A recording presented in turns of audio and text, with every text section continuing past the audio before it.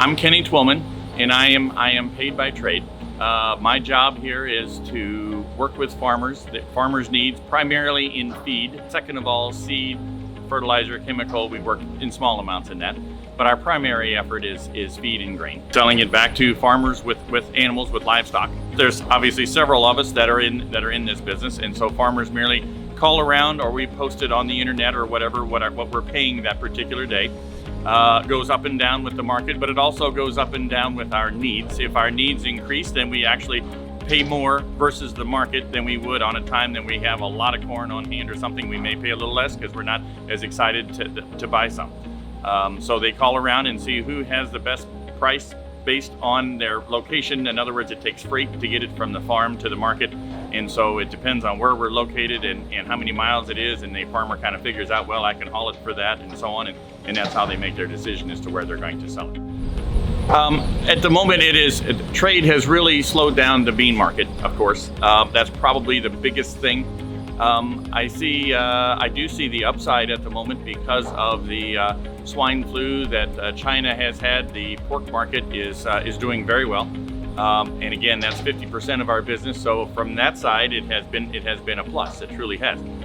Those guys were at a break even or slightly loss, and now they're well in the black.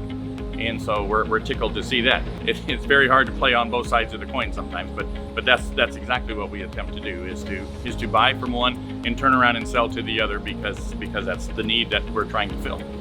We try to roll with the punches. I mean, we try to be as versatile as we can.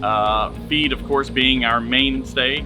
But when numbers are down and so on, because guys aren't making any money, obviously they back off on the numbers they're feeding, which takes our tonnage down.